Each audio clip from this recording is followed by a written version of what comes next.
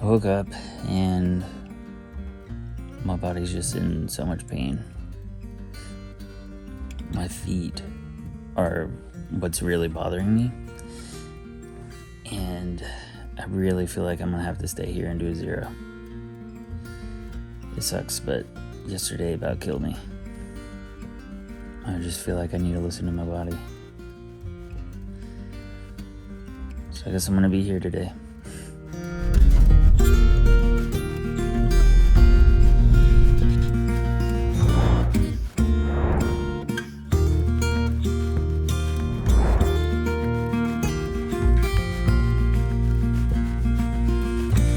So the two big pluses for me, the surprises about the trail have been, one is town clothes. How much I've enjoyed town clothes. I've been shocked at that, how fun it is to, it's like playing dress up as an adult or something. You get to wear stuff you would never wear. Yeah, exactly. And how nice it is just to not have to worry about it and washing it and all that. And then the other plus has been the interesting people on the trail. The people have been so much more interesting than I anticipated.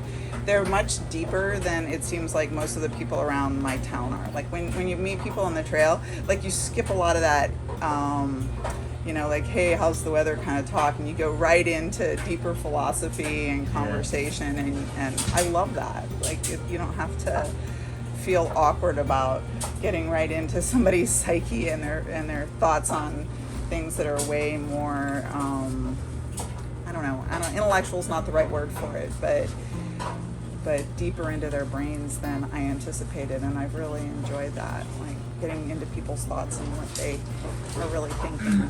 So those have been two super plus surprises for me. By the way, this is Weebles. Hi. She got her trail name now since I saw her last. Yeah. I last saw her when we were doing Katahdin. Salt Lake still isn't in here because I did this last night too. Like avoiding Yeah. the camera, I guess. I don't know. But yeah, it's cool running into them again. The Alaskans have left, and I was dubbed protector of the hostel. I'm literally the only person here. Just fine. I'm going solo, you know? Oh, dang, I got a bug bite on my butt. This is my bed. They actually helped me out a lot. They were completely booked last night, but they allowed me to stay on the couch, and it's cheaper. It's like half price if you do that, really. It's like $10. It's always an option if you guys are thinking about this. They're very relaxed here. But yeah, the Alaskans left. They're headed to Gorham, and they're gonna go north through the Mahoosuc Notch, and then after that they're going back to Gorham, and they might do some stuff around there. But I told them that I'm gonna be up there, so if I see them, it'd be cool to hang out again. But they are almost done with their hike for what it is now. They're not doing an actual through hike, so they're gonna be leaving like the 12th or the 13th, something like that. So still get a chance to meet up with them again. I haven't really showed much of this place. This is like a little hangout living room, kitchen. They got all the pots and pans. You can use all of this stuff if you want. I already did my laundry last night. I'm good to go on everything. Today, I'm just gonna get caught up on videos. That's my goal, caught up on videos. But I'm about to make my lunch, so probably making some ramen noodles, because I got a lot of it. You guys probably won't see me again until everybody else gets back, because there's a lot of people that are doing slack packing today, which they also offer here. So you just take like a pack with a little bit of food, your water, your bare essentials, and you just hike as far as you want, whatever. So most people do like 10 miles and then they come back, and then everybody will be back here tonight. So yeah, I'll see you then. I got a comment. I know this is like 2 weeks behind for the comments and everything. Someone was asking about how Poet showed me to pack my bag. First off, he says to put the tent at the bottom.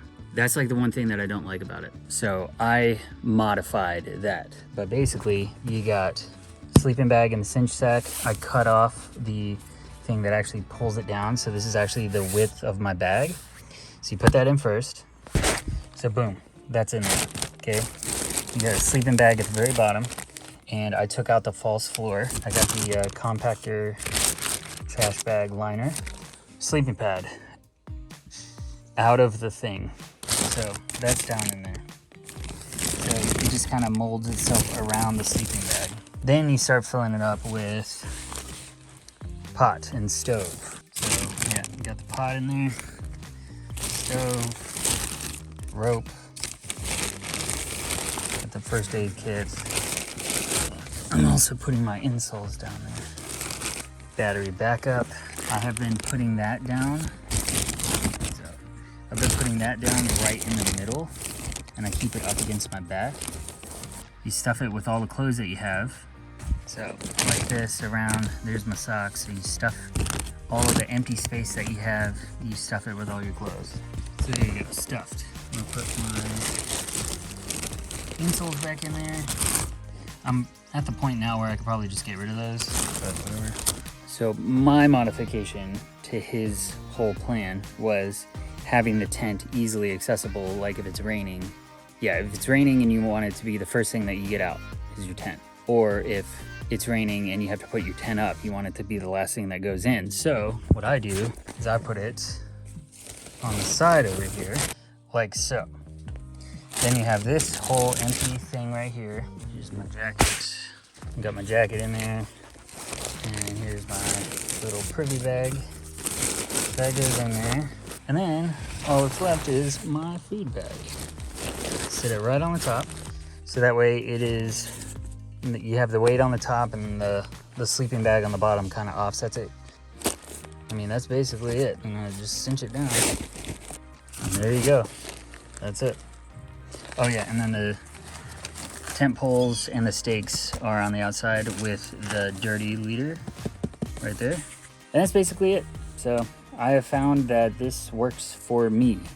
I think everybody will have their own kind of setup, but I took what he did, and I get what he did and why he did it the way he did it. I'm just thinking, having the tent on the very bottom of your pack, if it's raining, you have to get everything out of your pack to get your tent. And I wasn't gonna like that, and I knew it. So that's the way I did it. That's how I'm doing it. It's working for me. There you go. I did 900 last year, and I'm finished. Hanging with my friend Foxy Lady.